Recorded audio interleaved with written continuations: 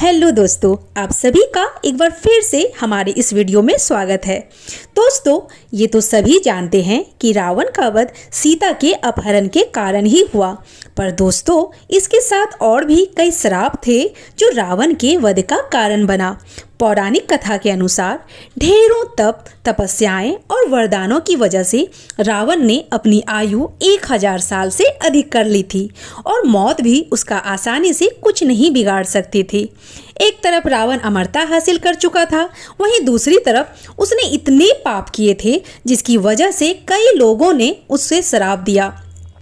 हालांकि उसे सजा देना आम इंसानों के बस की बात नहीं थी।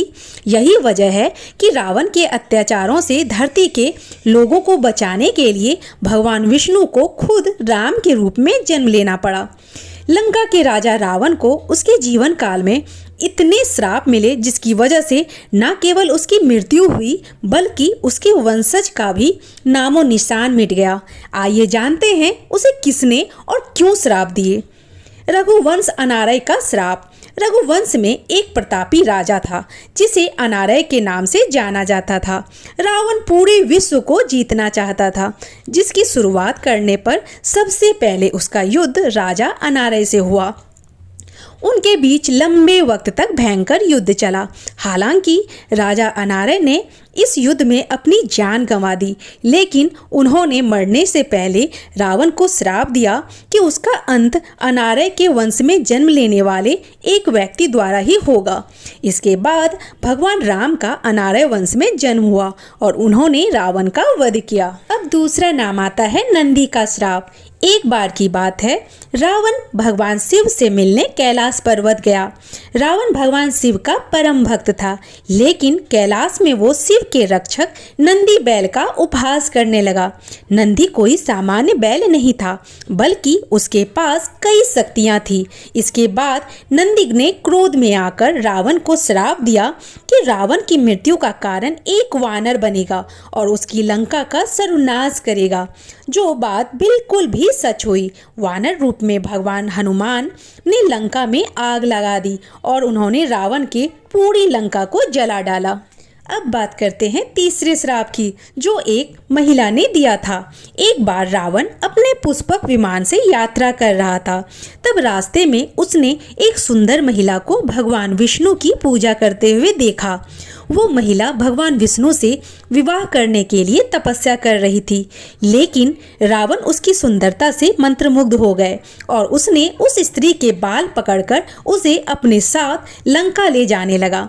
उस स्त्री ने उसी जगह अपने प्राणों की आहुति दे दी और रावण को श्राप दिया कि उसका अंत एक महिला की वजह से ही होगा। हम सभी को पता है कि रावण की मौत भी सीता की वजह से हुई, जो कि एक महिला थी। उनके श्राप के कारण ही ये पूरा रामायण बना। अब चौथा नाम आता है स्वर्ग की अप्सरा रंभा का श्राप। रावण को उसकी बहू रंभा ने श्राप दिया था।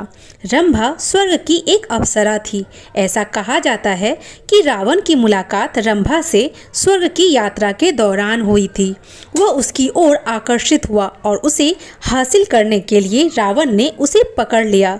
रंभा ने रावण को चेताया कि वह उसे ना छुए, क्योंकि वह उसके बड़े भाई कुबेर के पुत्र नल कुबेर की पत्नी बनने जा रही है। रावण को उसे अपनी बहू के रूप में देखना चाहिए, पर रावण तो रावण ठहरा। अहंकार उसके रोम रोम में बसा हुआ था। रंभा की बार बार चेतावनी के बावजूद भी रावण ने उसकी एक नहीं मानी। जब नल कुबेर को इस घटना के बारे में पता चला तो उन्होंने क्रोधित होकर रावण को श्राप दे दिया कि अगर उसने कभी किसी महिला को उसकी इच्छा के विरुद्ध छूने की कोशिश की तो उसका सिर 100 टुकड़ों में कट जाएगा। अब पांचवा नाम आता है रावण की खुद की प्यारी बहन शूर्पणखा से मिला श्राप। शूर्पणखा के पति विद्युजीवा थे, जो कालके के राजा सेना में सेनापति थे। रावण पूरे विश्व को जीतना चाहता था और अपनी इस ख्वाहिश के लिए उसने काल के राजा के साथ भी युद्ध किया, जिस दौरान विद्युतजिह्वा की मौत हो गई। शूर्पणखा ने इस युद्ध में अपने पति को खो दिया, जिसके बाद उसने अपने भाई रावण को श्राप दिया कि वो एक दिन खुद रावण की मृत्यु का कारण बनेगी। आगे चलकर वनवास के दौरान शूर्पणखा ने भगवान राम के छोटे भाई लक्ष्मण के सामने शादी का प्रस्ताव रखा, लेकिन लक्ष्मण ने इनकार कर दिया, जिस पर शूर्पणखा ने लक्ष्मण को सीता को मारने की धमकी दे डाली। इस धमकी को सुनकर लक्ष्मण ने शूर्पणखा की नाक काट दी। इसके बाद वो बहुत क्रोधित हुई और रावण के पास गई। तब रावण ने अपनी बहन को आश्वासन दिया कि वह उसके इस अपमान का बदला अवश्य लेगा। रावण ने उसके बाद सीता का अपहरण किया। ऐसा माना जाता है कि शूर्पणखा ने रावण से अपने पति के वध का बदला लेने के लिए ये सब किया था। दोस्तों, इन्हीं 6 श्रापों की वजह से रावण का अंत हुआ। ये थी रावण की मृत्यु से जुड़ा कुछ रहस्य। ऐसे ही रहस्यों को जानने के लिए हमारे चैनल को सब्सक्राइब करें, लाइक करें और शेयर करें।